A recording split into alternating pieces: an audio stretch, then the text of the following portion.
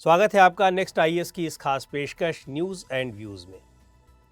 CBI, ED, election commission, income tax departments जैसे institutions के misuse को लेकर देश भर में इस समय एक बहस चल रही है। हालांकि पहले भी इन संस्थानों पर ऐसे आरोप लगते रहे हैं। इनमें से इलेक्शन कमीशन और ईडी का मामला तो सुप्रीम कोर्ट में भी गया है, जिनमें ईडी का मामला अभी भी पेंडिंग है। न्यूज़ एंड व्यूज़ के आज के एपिसोड में हम इन इंस्टीट्यूशंस के हेड्स के अपॉइंटमेंट प्रोसीजर की चर्चा करेंगे और ये भी जानेंगे कि इनके पॉलिटिकल मिसयूज़ के एलिगेशंस क्यों लगते हैं। सबसे पहले बात डायरेक्टरेट ऑफ एनफोर्समेंट यानी ईडी की, जिसके डायरेक्टर को रिटायरमेंट के बाद कई बार मिले एक्सटेंशन पर सुप्रीम कोर्ट ने सवाल उठाए हैं। ईडी एक मल्टी डिसिप्लिनरी ऑर्गेनाइजेशन है जिसका काम इकोनॉमिक क्राइम्स और फॉरेन एक्सचेंज लॉज के वायलेशंस को इन्वेस्टिगेट करना है। मोटे तौर पर कहें तो ये घरेलू या विदेशी लेन देन में हुई फाइनेंशियल इरेगुलरिटीज से जुड़े मामले देखती है। इसकी शुरुआत फॉरेन एक्सचेंज रेगुलेशन एक्ट 1947 यानी FERA के तहत एनफोर्समेंट यूनिट के रूप में हुई। 1957 में इसे एनफोर्समेंट डायरेक्टरेट यानी ईडी नाम दिया गया। इस कानून में कुछ बदलाव हुए और यही FERA आगे चलकर 1999 में फेमा यानी फॉरेन एक्सचेंज मैनेजमेंट एक्ट बन गया। इसके अलावा prevention of money laundering act 2002 और फ्यूजिटिव इकोनॉमिक ऑफेंडर्स एक्ट 2018 जैसे कानून भी ईडी को पावर्स देते हैं। ईडी का administrative control ministry of finance में डिपार्टमेंट ऑफ रेवेन्यू के तहत आता है। इसका हेड ऑफिस दिल्ली में है। इसके 39 जोन्स में रीजनल ऑफिसेज हैं। ईडी जो एक्शन लेती है उसके लिए उसे prevention of money laundering act 2002, foreign exchange management act 1999, fugitive economic offenders act 2018 और स्मगलिंग एक्टिविटीज़ एक्ट 1974 जैसे कानूनों से पावर्स मिली हैं। मनी लॉन्ड्रिंग मामलों में किसी को अरेस्ट करना, ठिकानों की तलाशी करना और सीज करना इसकी पावर्स में शामिल है। ईडी का सबसे बड़ा अफसर डायरेक्टर होता है, जिसका appointment central vigilance commission act 2003 के जरिए होता है। यह अपॉइंटमेंट केंद्र सरकार करती है और इसकी रिकमेंडेशन सीवीसी की अध्यक्षता में बनी एक कमेटी करती है, जिसमें vigilance commissioners, home secretary DOPT और रेवेन्यू सेक्रेटरी मेंबर्स होते हैं। विनीत नारायण केस में सुप्रीम कोर्ट ने सीबीआई और ईडी के डायरेक्टर्स का टेन्योर 2 साल फिक्स कर दिया था। ऐसा इसलिए किया गया था ताकि ये इंस्टीट्यूशंस और इनके चीफ किसी तरह के गवर्नमेंट इंटरफेरेंस से फ्री होकर काम करें। बावजूद इसके ईडी के अपॉइंटमेंट से लेकर उनकी वर्किंग तक में कंट्रोवर्सी पैदा होती रहती है। ताज़े डिस्प्यूट की शुरुआत तब हुई जब 2021 में सेंट्रल गवर्नमेंट ने ईडी के डायरेक्टर को 1 साल का एक्सटेंशन दिया। मामला सुप्रीम कोर्ट में पहुंचा। Common cause versus union of India नाम के इस केस में कोर्ट ने एक्सटेंशन को तो एक्सेप्ट कर लिया, लेकिन साथ ही ये टिप्पणी की कि extension rare and exceptional cases में ही होना चाहिए और आगे से कोई एक्सटेंशन नहीं दिया जाना चाहिए।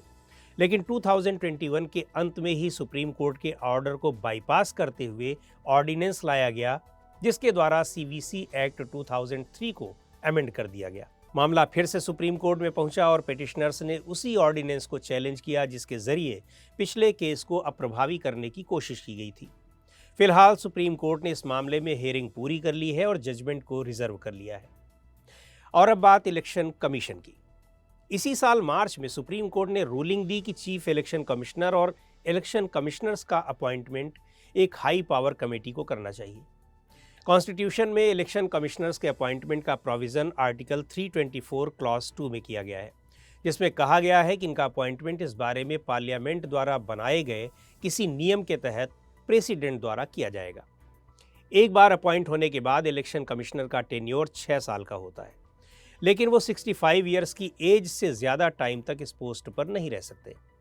कमिश्नर को हटाने के लिए पार्लियामेंट में उनके खिलाफ इम्पीचमेंट लाना पड़ता है। आमतौर पर सबसे सीनियर कमिश्नर को ही चीफ इलेक्शन कमिश्नर अपॉइंट किया जाता है, लेकिन ये मामला तब सुर्खियों में आया जब इनकी इंडिपेंडेंस का मामला कोर्ट पहुंचा और उसी की सुनवाई के दौरान सुप्रीम कोर्ट ने इस बारे में अपनी रूलिंग दी। सुप्रीम कोर्ट ने कहा कि इलेक्शन कमीशन में चीफ और दूसरे कमिश्नर्स का appointment 3 member high level committee की एडवाइस पर प्रेसिडेंट द्वारा किया जाएगा।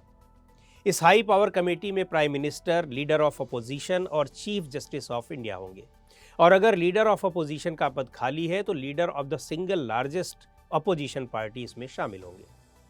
फिलहाल अपॉइंटमेंट की ये प्रक्रिया तब तक चलेगी जब तक कि पार्लियामेंट इस बारे में कोई कानून नहीं बना देती। सुप्रीम कोर्ट की इस रूलिंग के बाद इलेक्शन कमीशन में कमिश्नर्स का अपॉइंटमेंट भी सीबीआई के डायरेक्टर के अपॉइंटमेंट की तरह हो गया है। सुप्रीम कोर्ट की ये रूलिंग ऐसे समय पर आई है जब इलेक्शन कमीशन पर लगातार रूलिंग पार्टी के प्रति नरमी दिखाने के आरोप लग रहे हैं। कमीशन में farmer IAS officer Arun Goyal के अपॉइंटमेंट को सुप्रीम कोर्ट ने जल्दबाजी में किया गया अपॉइंटमेंट करार दिया है। सुप्रीम कोर्ट के मुताबिक इलेक्शन कमिश्नर ऐसा होना चाहिए जो प्रधानमंत्री के खिलाफ भी कड़े फैसले लेने में न झिझके। चीफ इलेक्शन कमिश्नर और इलेक्शन कमिश्नर के अपॉइंटमेंट के लिए अब तक प्रेसिडेंट की ओर से नोटिफिकेशन जारी होता रहा है। आमतौर पर ब्यूरोक्रेट्स को ही इस पद पर नियुक्त किया जाता रहा है। और अब बात करते हैं सीबीआई डायरेक्टर के अपॉइंटमेंट की। सीबीआई डायरेक्टर के अपॉइंटमेंट की प्रोसेस की शुरुआत होम मिनिस्ट्री से होती है। सीनियर आईपीएस ऑफिसर्स की एक लिस्ट तैयार की जाती है। लिस्ट फाइनल होने के बाद उसे डीओपीटी को भेजा जाता है। फिर एक कमेटी की रिकमेंडेशन पर सेंट्रल गवर्नमेंट सीबीआई के डायरेक्टर का अपॉइंटमेंट करती है। इस कमेटी के चेयरपर्सन प्राइम मिनिस्टर होते हैं, जबकि लीडर ऑफ अपोजिशन और चीफ जस्टिस ऑफ इंडिया इसके मेंबर होते हैं। सीजेआई की एब्सेंस में उनके द्वारा नॉमिनेटेड सुप्रीम कोर्ट के कोई दूसरे जज मेंबर होंगे। एक वक्त ऐसा था जब सरकार अपनी मर्जी से कभी भी सीबीआई के डायरेक्टर को हटा सकती थी, लेकिन 1997 में विनीत नारायण केस के बाद सुप्रीम कोर्ट की रूलिंग के बाद डायरेक्टर का टेन्योर कम से कम 2 साल का कर दिया गया। Central vigilance commissioner central government के विभिन्न डिपार्टमेंट्स के ऑफिसर्स वर्कर्स के बीच करप्शन पर कंट्रोल रखने से संबंधित सबसे बड़ा इंस्टीट्यूशन है। इसको सीवीसी भी कहते हैं। सेंट्रल विजिलेंस कमिश्नर का अपॉइंटमेंट भी एक कमेटी की सिफारिश पर होता है। 3 मेंबर वाली इस कमेटी में prime minister, central home minister और लोकसभा में लीडर ऑफ अपोजिशन होते हैं। इनकी ओर से जिस नाम की सिफारिश की जाती है, प्रेसिडेंट उसे अपना अप्रूवल देते हैं। विजिलेंस कमीशन में सीवीसी और 2 विजिलेंस कमिश्नर होते हैं। सीवीसी का टेन्योर 4 साल का होता है, लेकिन मैक्सिमम 65 ईयर्स तक की उम्र तक ही वो इस पद पर रह सकते हैं। एक बार टेन्योर पूरा होने के बाद दोबारा इस पद पर नियुक्ति के लिए वो एलिजिबल नहीं होते। तो आज के इस एपिसोड में इतना ही। अगले एपिसोड में हम फिर मिलेंगे किसी नए टॉपिक के साथ। आपको ये प्रोग्राम कैसा लगा कमेंट करके हमें ज़रूर बताएं। आप अपने सुझाव भी हमें भेज सकते हैं।